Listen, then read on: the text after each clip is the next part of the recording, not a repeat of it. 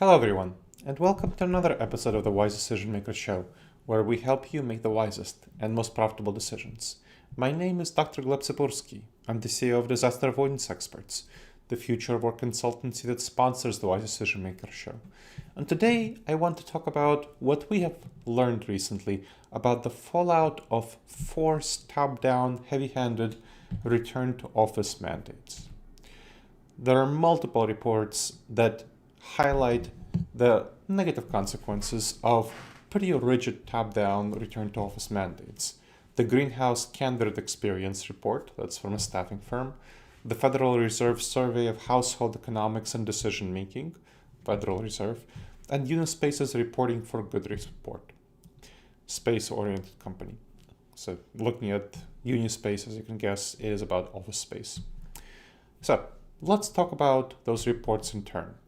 According to the Unispace report on companies that actually enforce office returns, top-down, heavy-handed ones, nearly half, 42%, faced higher attrition than expected, and almost a third, 29%, struggle with recruiting candidates. So companies, in other words, knew it would cause some attrition, would cause recruitment challenges, but they weren't ready for how bad it was. So again, nearly half, 42%, had higher attrition than they expected. They expected some attrition, but they had higher attrition than expected. According to the Greenhouse report, 76% of employees may leave companies if the companies don't offer some flexibility. And from employees from underrepresented groups are 22% more likely to leave. The SHED survey, that's the Federal Reserve, shows that shifting to traditional work arrangements generates the satisfaction similar to a 2 to 3% pay cut, which of course creates a lot of dissatisfaction among people. So let's talk about the triggers for employee attrition. There are several factors that cause people to consider leaving a company. One is increased compensation, another is greater job security and career advancement. So those are career-oriented factors. The next is flexible work, followed by positive company culture. So the desire for flexible work policies is second only to career-centric factors like pay, security, and promotion opportunities. So flexible work is incredibly important to people. What about employee feelings about choices in terms of coming to the office? So the Unispace report looked at staff feelings about returning to the office. Choice-based return was one approach, so where employees had a choice in how and whether to return to the office. They had some kind of option, they had a voice.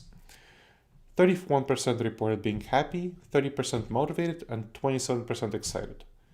But if they didn't have a choice, if it was a mandate, top-down mandate, there was significantly less happiness at 27%, motivation 26%, and excitement at 22%.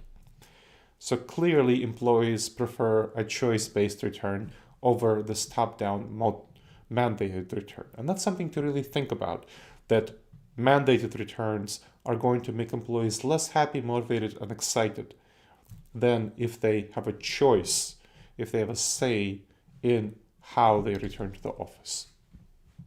So let's talk about a case study. So there was an insurance firm with about 2,000 employees that I worked with that saw significant attrition after a mandatory office return, which the Greenhouse report, that's similar to what the report found. And I helped them shift to a team-driven office return, where individual teams made the decision. So I was working with them as a consultant. I helped them shift to a team-based office return, which allowed for flexibility, collaboration, and mentoring. And the results were that attrition was significantly reduced and their in-office sentiment improved. They were more happy, motivated, and excited. Another one. So there was a financial services firm that had high staff attrition despite being pretty competitive in their job offers and their promotion, their salary, and so on. And so they conducted an internal survey which showed that employees really wanted better flexible work policies, which is similar to what the Greenhouse and SHED reports suggest.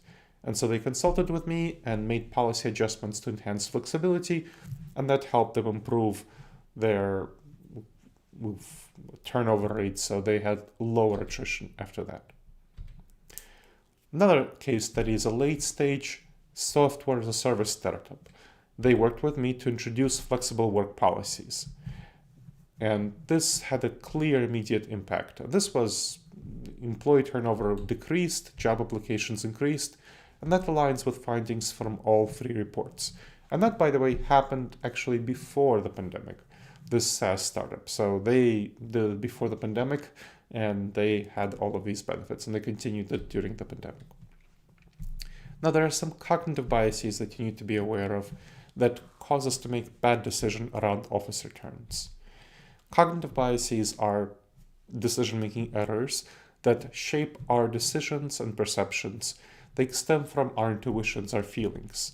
One of them is the status quo bias. So the status quo bias is the tendency to stick to what we know and what we're comfortable with. So tech startup, for example, it had a really good experience with a pretty hybrid, flexible model during the pandemic. But after vaccines became widely available, the leadership reverted to in-office work.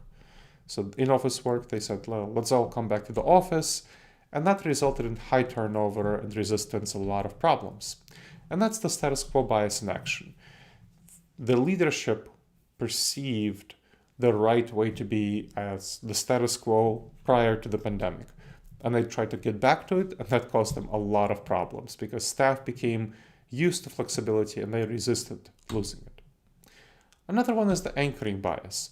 So anchoring bias is where we get anchored to certain information. It's not quite the same thing as a status quo bias. It's about the first information that's available to us. So financial institution, again, after widespread availability, enforced a full return to office. That caused many employees to be upset.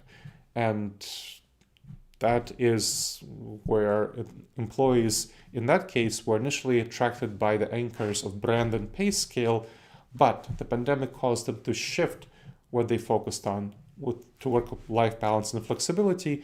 And so the rigid RTO policy harmed their perception of what the organization was about. That resulted in a lot of dissatisfaction and, of course, resulted in high turnover. So that leads us to the crucial role of flexibility in the future of work. We have those 3 reports from Greenhouse, the Federal Reserve, and Union Space, which show that firms must adopt flexible work or face real uncertainty around their people, around retention, recruitment, employee morale, engagement, happiness. In the future of work, flexibility is unquestionably essential. It's not a trend, it's the real new standard. It's the key for talent attraction and talent retention. Flexibility is the key for that. All right, everyone.